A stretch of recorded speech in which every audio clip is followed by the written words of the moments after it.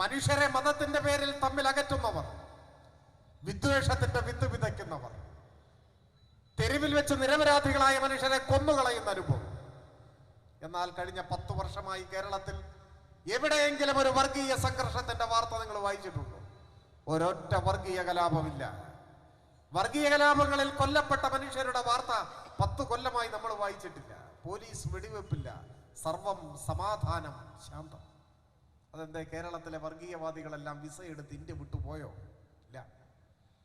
നല്ല സർപ്പം പോലത്തെ വർഗീയവാദികൾ ഇവിടെ ഉണ്ട് കേരളത്തിൽ. പക്ഷെ മാളത്തിലാണ്, പുറത്തിറങ്ങാൻ പറ്റില്ല. എന്താ പുറത്തിറങ്ങിയ?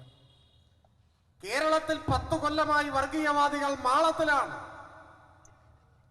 ഇവിടെ ഈ കേരളത്തിൽ ഏത് കൊലക്കൊമ്പനായ വർഗീയവാദിയായാലും മനുഷ്യർക്കിടയിൽ സംഘർഷത്തിന്റെ വിത്ത് വിതയ്ക്കാൻ ശ്രമിച്ചാൽ കയ്യിൽ വിലങ്ങണിയിച്ച് തുറകിലടയ്ക്കാൻ കെൽപ്പുള്ള ഒരു സർക്കാർ കേരളത്തിൽ അധികാരത്തിൽ ഉണ്ട് എന്ന ഒറ്റ കാരണത്താലാണ് കേരളത്തിൽ വർഗീയ കലാപം ഇല്ലാത്തത്.